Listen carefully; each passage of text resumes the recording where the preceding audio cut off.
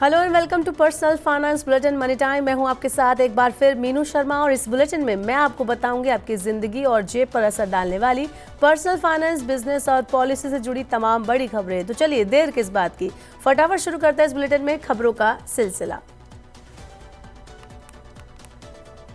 देश के दूसरे सबसे अमीर व्यक्ति और अदानी समूह के चेयरमैन गौतम अदानी को पिछले वित्त वर्ष 2024-25 के दौरान कुल 10.141 करोड़ रुपए का वेतन मिला है। उनके उद्योग के प्रमुख साथियों और अधिकारियों से काफ़ी कम है। ये 2023-24 के 9.26 करोड़ रुपए की कंपैरिजन में 12% ज़्यादा है।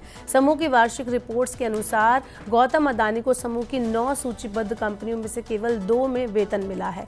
बीते वित्त वर्ष में अदानी को अदानी एंटरप्राइजेस लिमिटेड से 2.26 करोड़ रुपए का वेतन और अन्य भत्तों के रूप में 28 लाख रुपए मिले। अदानी पोर्ट्स एंड विशेष आर्थिक क्षेत्र से कुल 7.87 करोड़ रुपए मिले। इसमें 1.8 करोड़ रुपए का वेतन और 6.07 करोड़ रुपए का कमीशन शामिल है। खबरों में ये भी कहा जा रहा है कि अदानी का वेतन देश के अधिकांश बड़े पारिवारिक समूह से कम है।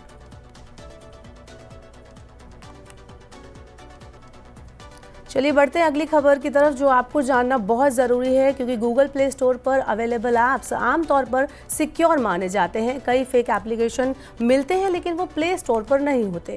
लेकिन हाल ही में एक चौंकाने वाली रिपोर्ट सामने आई है। साइबर सुरक्षा company cyber research and intelligence lab यानी CRIL के मुताबिक गूगल प्ले स्टोर पर 20 से ज़्यादा खतरनाक क्रिप्टो करेंसी वॉलेट ऐप पाए गए हैं जो यूजर्स की ज़रूरी जानकारी चुराकर उन्हें बड़ा नुकसान पहुँचा सकते हैं। इन फर्जी ऐप्स का मुख्य मकसद यूजर्स को उनका 12 शब्दों वाला वॉलेट रिकवरी फ्रेज चुराना है। आपको बता दें कि ये फ्रेज किसी भी क्रिप्टो वॉलेट को दोबारा एक्सेस या रिस्टोर करने के लिए जरूरी होता है। एक बार यूजर्स ये जानकारी दे देता है तो हैकर उनके वॉलेट पर पूरा कंट्रोल कर पाते हैं और उनसे मौजूद सभी डिजिटल संपत्ति को चुरा सकते हैं।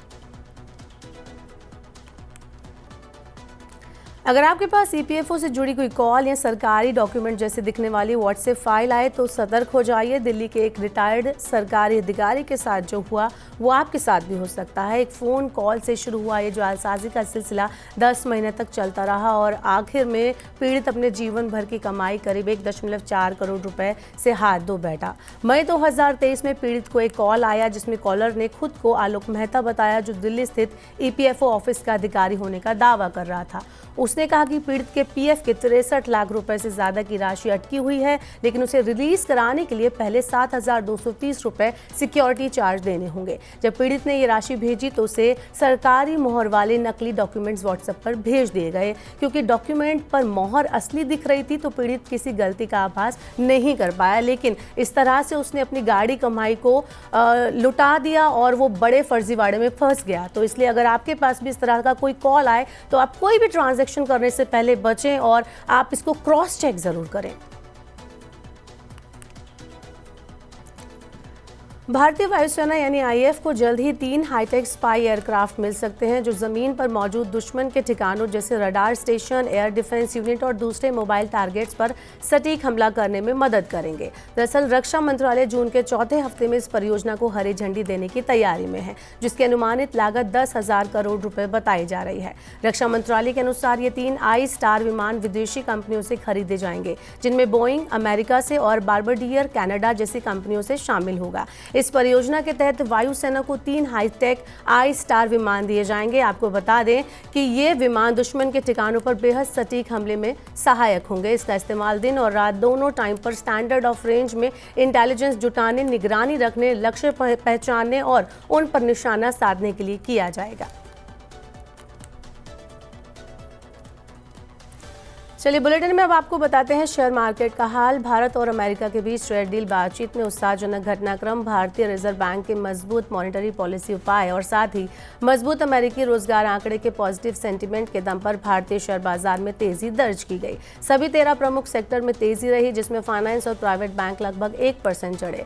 स्मॉल और मिड कैप के शेयरों की अगर बात करें तो उनके साथ व्यापक इंडेक्स में भी तेजी देखी गई। भारतीय शेयर बाजार में लगातार चौथे सेशन में तेजी जारी रही। 9 जून को आज की अगर हम बात करें तो निफ्टी 25,100 पर पहुंच गया। रियल्टी को छोड़कर अन्य सभी सेक्टोरल इंडेक्स हरे निशान में बंद हुए, जिसमें आईटी, पीएसयू बैंक में 1% की बढ़त दर्ज की गई। सेंसेक्स 256.22 अंक यानी कि 0.31% चढ़कर 82,445.21 पर बंद हुआ और निफ्टी 100.15 अंक यानी 0.40% बढ़कर 25,103.20 पर क्लोज हुआ। लगभग 2,667 शेयरों में तेजी आई, 1,374 शेयरों में गिरावट आई और 126 शेयरों में फिलहाल कोई बदलाव नहीं देखा गया। बीएसई मिड कैप और स्मॉल कैप सूचकांकों की अगर हम बात करें तो उसमें 1% की बढ़त आज दर्ज की गई। चलिए शेयर बाजार के बाद आपको बताते हैं गोल्ड का क्या हाल है। तो घरेलू बाजार में सोमवार को सोने की कीमतों में गिरावट आई। ये गिरावट वैश्विक संकेतों और देश में डिमांड कम होने की वजह से दर्ज की गई। सुबह 10:32 की अगर हम बात करें तो यहाँ पर मल्टी कमोडिटी सेंसेक्स यानी एमसीएक्स पर 5 अगस्त के कॉन्ट्रैक्ट वाला सोना 479 रुपये सस्ता होकर 96,557 रुपये प्रति 10 ग्राम के भाव पर कारोबार कर रहा था, जबकि शुक्रवार को 97,036 रुपये प्रति 10 ग्राम के भाव पर ही बंद हुआ था। वहीं चांदी अगर हम बात करें तो चांदी फ्लैट लेवल पर कारोबार कर रही थी। मल्टी कमोडिटी एक्सचेंज यानी एमसीएक्स पर सुबह 10:30 बजे के करीब 4 जुलाई के कॉन्ट्रैक्ट वाली चांदी का भाव 16 रुपए की बढ़ोतरी के साथ 1,54,075 रुपये प्रति किलो था, जबकि शुक्रवार को ये 1,54,079 के लेवल पर बंद हुआ था। आपको बता दें कि सोने के भाव में गिरावट अमेरिका चीन ट्रेड डील की उम्मीदों के बाद आई है। आपको बता दें समाचार एजेंसी रॉयटर्स के मुताबिक शाम को अमेरिकी राष्ट्रपति डोनाल्ड ट्रंप के 3 बड़े अधिकारी लंदन में अपने समकक्षों के साथ मुलाकात करेंगे। मुलाकात दुनिया की 2 सबसे बड़ी इकोनॉमी के बीच चल रहे ट्रेड वार को सुलझाने के लिए होगी। हो सकता है आगे जाके सोने की कीमतों में और ज्यादा गिरावट देखने को मिले। अब जो ड्राइविंग करते हैं उनके लिए एक अच्छी खबर है। अब ड्राइविंग लाइसेंस यानी डीएल में फोटो या सिग्नेचर बदलवाना आसान हो गया है। इसके लिए अब आपको ट्रांसपोर्ट विभाग के ऑफिस जाने की ज़रूरत नहीं है, बल्कि आप ये पूरा प्रोसेस ऑनलाइन घर पर बैठे हुए कर सकते हैं। इसके लिए विभाग ने परिवहन सेवा की आधिकारिक वेबसाइट पर विशेष सेवा शुरू की है, जहाँ कुछ फीस देकर आप अपना फोटो और सिग्नेचर अपडेट करवा सकते हैं। एप्लीकेशन के बाद नया लाइसेंस 7 दिन के अंदर आपके घर पहुँच जाएगा। ऑनलाइन अप्लाई करने के लिए आपका आधार कार्ड से जुड़ा मोबाइल नंबर एक्टिव और अपडेट होना जरूरी है।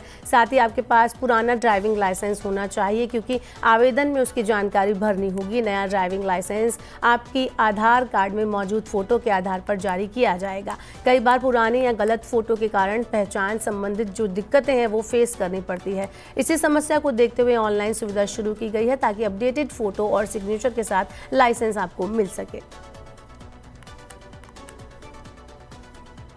तो ये थी आज के मनी टाइम की तमाम बड़ी खबरें। वक्त हो गया आपसे विदा लेने का। अब आपसे होगी कल मुलाकात। पर्सनल फाइनेंस से जुड़ी खबरों को पढ़ने, सुनने, उनसे जुड़े खास कार्यक्रमों को देखने के लिए आप मनी 9 के यूट्यूब चैनल को जरूर सब्सक्राइब कर लें।